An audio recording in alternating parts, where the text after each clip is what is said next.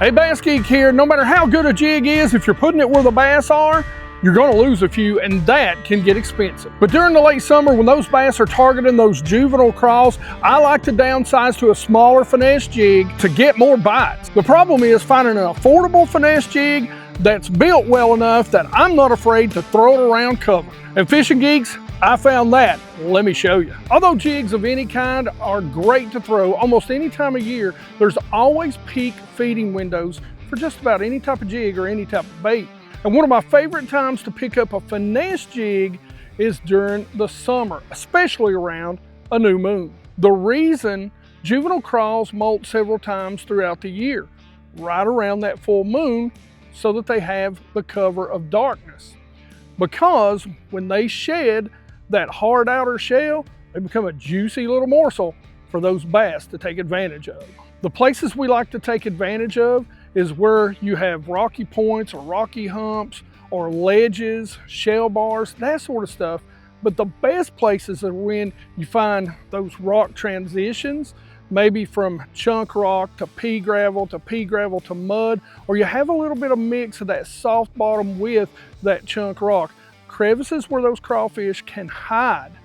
Now, don't count out places where it mixes between the rock and wood and rock and grass. Those places are key too. I'm not trying to show those bass a big craw, a big meal, because most of the time, those full adults, which are, I believe, 2 years old or 3 years old, they're generally only gonna molt about 2 times a year, early and late. So, I wanna match the craw that is out there, especially around that new moon. So about this time last year, we did a video on some really cool, what I would call everyday angler or the everyday man jigs that Dirty Jigs come out with. And if you stick around to the end, I'll put a link so that you can go watch the video on those jigs. Now that series of jigs is called the Weekender series. And the idea behind this series is pretty simple. These jigs are built for the everyday angler. You're still getting all the quality components that you expect from Dirty Jigs, but you don't have to worry about throwing them into where those bass live and losing them because they're really affordable. And now Dirty Jigs has added this new finesse jig to the Weekender series. So the Weekender finesse jig really fits into that series extremely well. Just a smaller profile, which is what we need for this juvenile craw pattern perfectly. It starts with that finesse cut skirt, which gives the jig a smaller, less intrusive profile. And that's exactly what I want when those bass are feeding on smaller craws or they're highly pressured. The round head really makes it good for about any style of cover and structure. It really works well around rock, those rock transitions, some light wood and light grass cover. It does the job, and I don't need 3 or 4 different jigs to fish. That light wire hook makes it for easy penetration and hookup, and that line tie makes it so when I'm dragging it on the bottom, it raises those claws up in a defensive position. And since this is an all-around jig, I like an all-around trailer to go on it. And that's why I like the 3.5 XZone Adrenaline Craw. One of my favorites is to match up this green pumpkin with that Alabama craw trailer. I keep the colors for these very simple, pretty much going with 3 colors. I go with some sort of green pumpkin, and like I said, I like to mix and match that with either a green pumpkin trailer or an Alabama craw. I like, for dirtier water, a black and blue, and most of the time I'm going to match that with a black and blue trailer.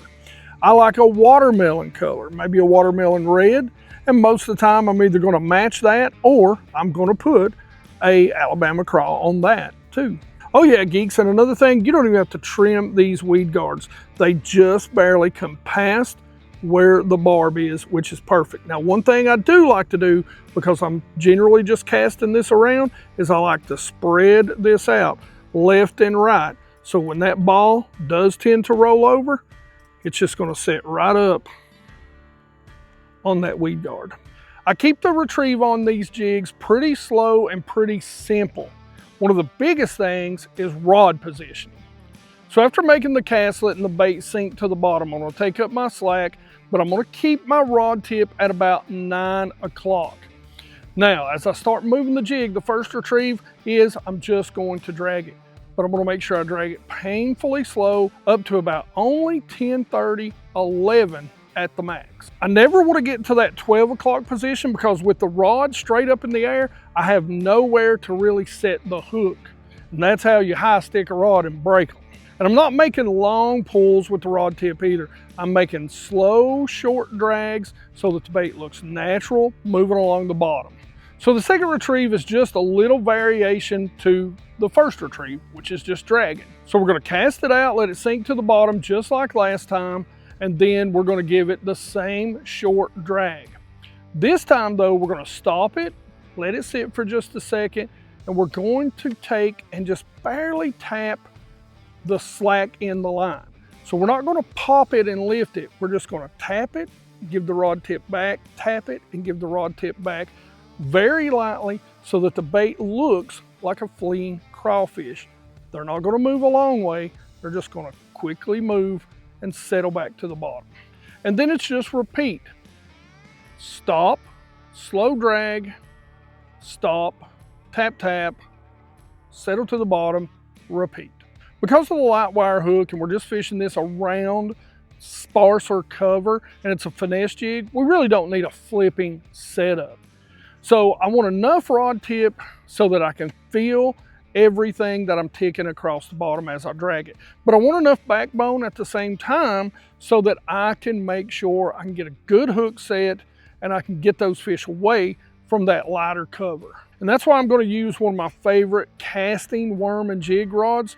It is a 7'6" heavy fast action, but it's actually got enough tip to cast this 3/8 ounce jig. The reel, it's mostly for taking up slack in the line. I'm using the rod tip to move the bait, not the reel. But I do want a fast enough reel that once I set the hook, that it's going to get those bass under control and away from any cover that I'm fishing around. And that's why I'm using the Fitzgerald VDL 10. It casts extremely well and it's a 7:2 reel speed. When it comes to line, I want something that's going to be fairly clear because I'm fishing around a lot of clear lakes. But it has to be strong and abrasion resistant. And that's why I'm going to be throwing the K9 Pro 100 100% fluorocarbon. Generally, I'm going to throw that in around 15 to 17 pound test. Now you may want to move up. You may want to throw braid. If you're in dirtier water or heavier cover, you may want to throw braid. I'm going to start out with K9's 20 pound test braid. But remember, braid has no stretch and this is a fine wire hook. So if you set the hook too hard, you might lose that fish. Speaking of hook set, when you feel a bite, you feel that tick or you just lift and feel weight, reel down just a little bit, set that hook straight up and get those bass coming back to the boat. And that's why I try to keep that rod between 9 and 10:30, 9 and 11, so that I've got plenty of room to drive that hook home. And it's not gonna take a lot. And once I get those bass moving, I'm not gonna play them. I'm just gonna go ahead and drag them in. Now again, fine wire hook, so you know, you gotta kind of determine how big that fish is. Sometimes you'll have to give a little on those fine wires. But generally, I'm gonna get those bass to the boat, get them in the boat as fast as I can. Geeks, I love fishing a jig, and this jig right here has everything I love in a finesse jig. It's built well enough so that I can fish it around places and not get hung constantly, but it's affordable enough that if I do lose one or two, I'm not breaking the bank on a daggone jig. So if you love to fish a jig, but you hate to lose them and you hate to pay for them after you do lose them, make sure you go check out the weekend series. Hey, we're gonna have links in the description to everything in this video. Like we always say, we keep everything free, no memberships or anything like that, so that you guys get all the information that you need to catch more fish. Now, if you wanna go check out that video we were talking about, where we talked about some of the other weekend series jigs, make sure you go check out this video right here. Otherwise, questions and comments in the comment section below. Like it if you like it. Don't forget to subscribe. Make sure you ring that bell, be part of the 100% Watch Squad. We love you geeks that watch us all the time. We appreciate you, and you geeks rock.